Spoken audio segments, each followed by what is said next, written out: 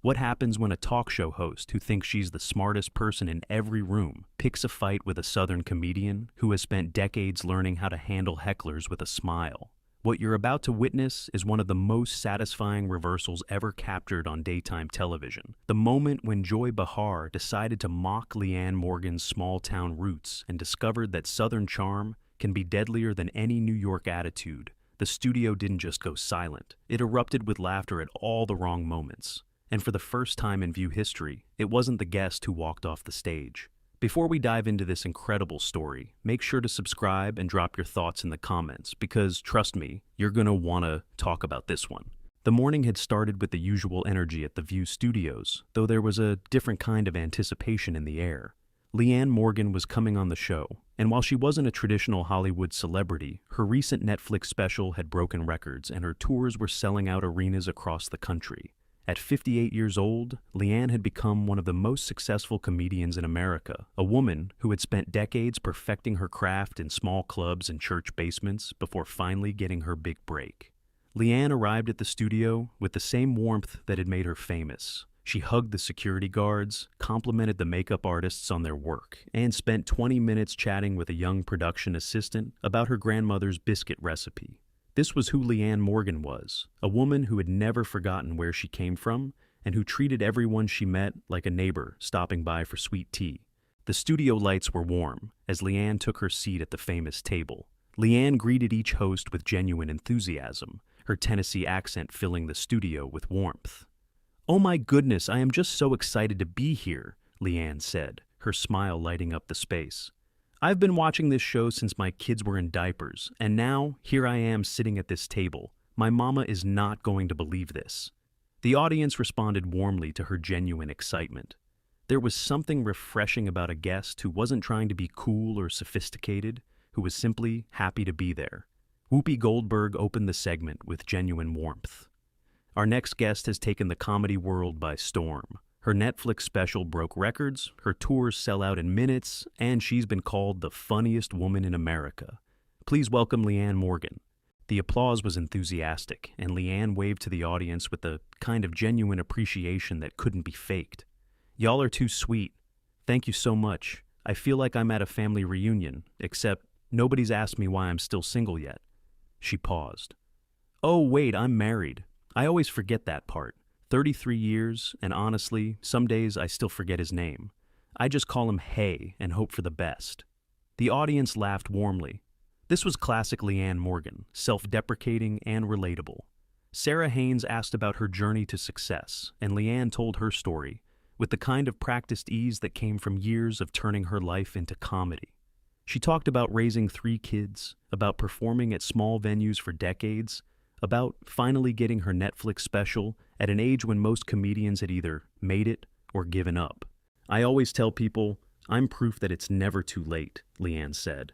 "I was doing comedy in church basements and Rotary Club luncheons while other comedians were on TV. But you know what? Those church ladies taught me more about comedy than any club in New York ever could. Because if you can make a Baptist woman laugh about menopause, you can make anybody laugh about anything." The audience was charmed. Even Whoopi was nodding appreciatively. But Joy Behar had been sitting with that familiar smirk on her face, and now she decided to pounce. "So, Leanne," Joy began, her voice dripping with condescension that she barely tried to hide, "your comedy is very regional, isn't it? It's all about Walmart and casseroles and small-town life. Don't you think that's a bit limiting? I mean, real comedy is supposed to challenge people, make them think. What you do is more like comfort food humor for people who don't want to be challenged." The question was clearly designed to diminish, to put Leanne in her place. But if Joy expected the Southern comedian to wilt under the criticism, she had fundamentally misunderstood who she was dealing with. Leanne's smile didn't waver for a second. "Well, Joy, I appreciate you asking that. You know, my mama always said that some people are so smart they've educated themselves right out of common sense. I'm not sure what that means, but I think about it every time someone tells me my comedy isn't sophisticated enough." The audience laughed, and Joy's expression tightened slightly. "But to answer your question," Leanne continued, her voice as sweet as honey, "I think the most challenging thing a comedian can do is find the universal in the specific. When I talk about Walmart, I'm really talking about community. When I talk about casseroles, I'm really talking about how women show love. When I talk about small town life, I'm talking about the human experience that most people actually live, not the version they see on TV shows, made by people who've never been west of the Hudson River. The observation was delivered with such warmth that it took a moment for the sharpness of it to land. Joy's smile became fixed. "That's a nice way of spinning it," Joy replied. "But let's be honest. Your audience is mostly middle America, right? People who voted a certain way, who believe certain things. Don't you ever feel like you're just preaching to the choir, telling people what they want to hear instead of challenging their assumptions?" The implication was clear, and the studio atmosphere shifted. Leanne tilted her head slightly, that sweet smile still firmly in place. "Joy, honey, I've been doing comedy for 30 years. I've performed for every kind of audience you can imagine. And you know what I've learned? People are a lot more alike than they are different. The woman in Manhattan who's trying to raise kids while working full-time has more in common with the woman in Tennessee doing the same thing than either of them would probably admit. My job isn't to divide people into teams. It's to remind them that we're all just trying to get through the day without losing our minds." She leaned forward slightly, her voice still warm, but with a new edge to it. "Now, I don't know what kind of comedy you did back in the day, Joy, but I do know that the best comedy brings people together. It doesn't make them feel stupid for where they live, or how they vote, or what they believe. Maybe that's not sophisticated enough for some folks, but my sold-out arena suggests that a whole lot of people are hungry for comedy that doesn't make them feel bad about themselves." The counter was so smooth, so perfectly delivered, that the audience burst into applause. Joy's face reddened. "I'm just saying that there's a difference between popular and good," Joy shot back. "McDonald's is popular too, but nobody's calling it fine dining." Leanne laughed, a genuine, delighted laugh that filled the studio. "Joy, did you just compare my comedy to McDonald's? Honey, I've been called worse by better. My mother-in-law once told me my brisket tasted like a tire fire, and she said it right in front of Jesus and everybody at Easter dinner. You're gonna have to try harder than fast food comparisons if you want to hurt my feelings." The audience roared with laughter. Joy was clearly not used to having her attacks deflected so easily. "Besides," Leanne continued, "I think there's something real condescending about assuming that middle America doesn't deserve comedy that speaks to their lives. Like somehow their experiences are less valid, less worthy of being reflected on stage. I've met a lot of people who think they're smarter than everyone else. And you know what they usually have in common? They've never had to actually live with the people they look down on." Joy's eyes narrowed. "Are you suggesting I look down on people?" Leanne's smile was beatific. "Oh, honey, I'm not suggesting anything. I'm a comedian, not a therapist. But I will say this. In my experience, people who feel the need to tell everyone how sophisticated they are usually aren't as secure in that sophistication as they'd like people to believe." The observation landed like a precision-guided missile. Joy's composure was visibly cracking. "You know what I find interesting, Joy?" Leanne continued, her voice still carrying that honeyed southern warmth. "You've spent this whole interview trying to make me feel small, trying to make me admit that my comedy isn't as good as whatever you think real comedy is. But here's the thing about us simple country folks. We know when someone's trying to put us down, and we've had a lot of practice smiling right through it." She turned to address the audience directly. "My mama taught me that you can say almost anything to anyone as long as you smile while you say it and add, 'bless your heart' at the end. So, Joy, bless your heart for thinking that making fun of where I come from was going to rattle me. I've been handling hecklers since before you got this job. And honey, I've handled better hecklers than you in bars where the bathroom didn't even have a door." The audience exploded with laughter and applause. Joy looked like she had swallowed something unpleasant. "This is ridiculous," Joy said, her voice rising. "I'm trying to have a serious conversation about comedy, and you're just deflecting with folksy charm." "Am I deflecting, or am I just not giving you the reaction you wanted?" Leanne asked, her voice still perfectly pleasant. "Because it seems to me like you came into this interview expecting me to be some simple country bumpkin who would crumble under your big city wit. And now that I'm not crumbling, you're getting frustrated. That's not my problem, Joy. That's yours." Whoopi tried to intervene.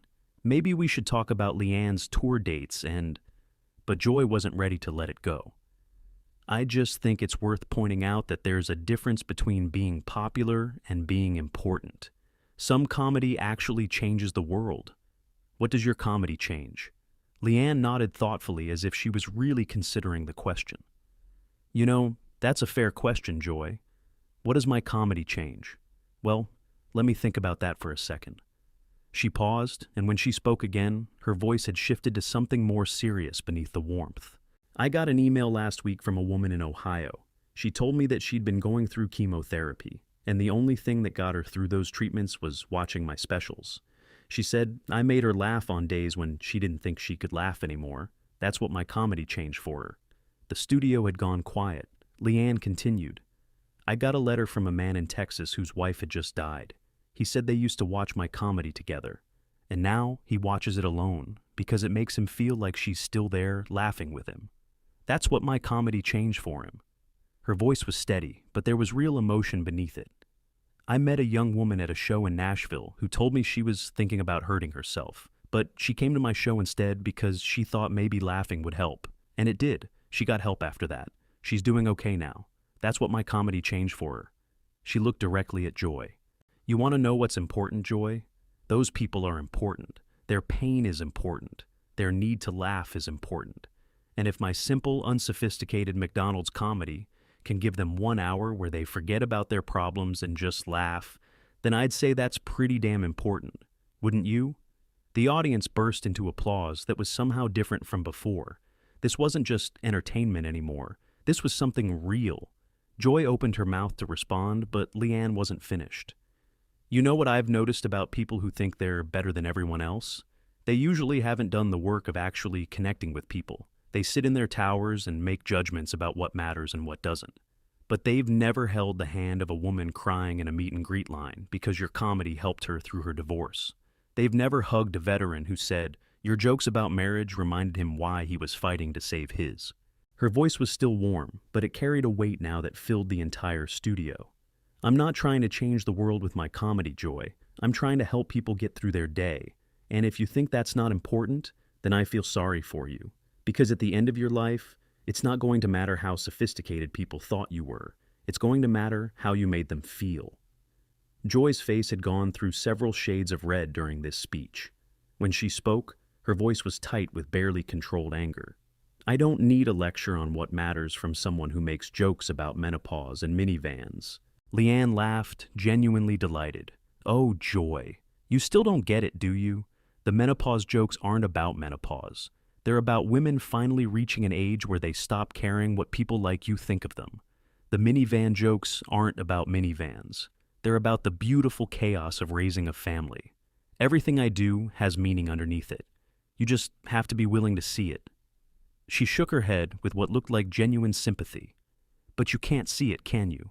Because seeing it would mean admitting that the people you've spent your career looking down on have rich, meaningful lives that are just as valid as yours. And that's a hard thing to admit when your whole identity is built on being smarter and more sophisticated than everyone else." Joy stood up abruptly, her chair scraping loudly against the floor. "I don't have to sit here and be psychoanalyzed by a woman who tells jokes about Cracker Barrel." "You don't have to do anything, Joy," Leanne replied, her voice as calm and sweet as it had been since the beginning. "But I will say this. I've told jokes about Cracker Barrel to sold-out crowds at Madison Square Garden. Where are you performing these days?" The question was devastating in its simplicity. Joy's face went pale, then red again. "This is absurd. You're being completely unprofessional." "I'm being unprofessional?" Leanne laughed. "Honey, you've spent this entire interview trying to make me feel bad about my success, my audience, and where I come from. All I've done is refuse to feel bad. If that's unprofessional, then I guess I'm guilty as charged." She turned to the audience with a warm smile. "Y'all have been so wonderful. This is exactly why I love what I do, because no matter what anybody says, laughter brings people together. And I'd rather bring people together with simple jokes about everyday life than tear them apart with sophisticated contempt." Joy was visibly shaking now. Whether with anger or embarrassment was hard to tell. "You know what? I'm done with this," Joy said, her voice cracking slightly. "I have better things to do than argue with someone who doesn't understand the difference between pandering and art." She started to walk away from the table, and the studio fell into shocked silence. This wasn't how View interviews were supposed to go. The host wasn't supposed to be the one walking off. "Joy, wait!" Leanne called out, her voice still carrying that infuriating warmth. "I want you to know something before you go." Joy paused, turning back with an expression that mixed fury and uncertainty. "I don't have any hard feelings toward you," Leanne said, and somehow it was clear that she meant it. "I've been doing this too long to take criticism personally, but I hope someday you'll understand that there's room in this world for all kinds of comedy. The sophisticated kind that makes people think, and the simple kind that makes people feel. Neither one is better than the other. They're just different." She smiled that famous smile. "And I hope someday you'll stop by one of my shows. I think you might be surprised by what you find. We're not as simple as you think we are. We just don't feel the need to prove how smart we are all the time. That's a Southern thing. We call it grace." Joy stood frozen for a moment, clearly unsure how to respond to kindness after expecting confrontation. Then, without a word, she turned and walked off the set, leaving behind a studio full of people who had just witnessed something unprecedented. Whoopi, for once, seemed at a loss for words. Well, that was unexpected. Leanne just shrugged, still smiling. "You know what my mama always said? Never wrestle with a pig. You both get dirty, but the pig enjoys it." She paused. "I'm not calling Joy a pig, mind you. That would be rude. I'm just saying that sometimes the best way to win a fight is to refuse to fight at all. Just smile, be kind, and let the other person make themselves look bad." She turned to the camera one final time. "To everyone watching at home, thank you for your support. I'll be on tour all year, and I'd love to see you there. We'll laugh together, cry together, and remember that no matter what's going on in the world, we're all just people trying to do our best. That's all any of us can do." The audience rose to their feet in a standing ovation that seemed to go on forever. They hadn't just watched a celebrity interview. They had watched someone demonstrate that kindness, properly deployed, was the most devastating weapon of all. And they had watched a woman from small-town Tennessee remind everyone that sophistication isn't about where you come from or how you talk. It's about how you treat people when the cameras are rolling and everyone is watching. The aftermath of that interview would dominate entertainment news for weeks. Clips of Leanne's graceful but devastating responses would be shared millions of times. People who had never heard of Leanne Morgan before would discover her comedy and understand immediately why she had connected with so many people. And Joy Behar would become the answer to a trivia question that nobody wanted to win. The first View host to walk off her own show because a guest refused to be bullied. But perhaps the most significant outcome was the conversation it sparked about different kinds of success, different kinds of comedy, and different kinds of intelligence. Leanne Morgan had proven that you didn't need to be mean to be funny, that you didn't need to tear people down to build yourself up, and that sometimes the smartest thing you can do is simply refuse to play someone else's game. What do you think about this incredible confrontation? Did Joy Behar get what she deserved, or did Leanne Morgan go too far? Drop your thoughts in the comments below, and make sure to subscribe for more stories that will absolutely leave you speechless.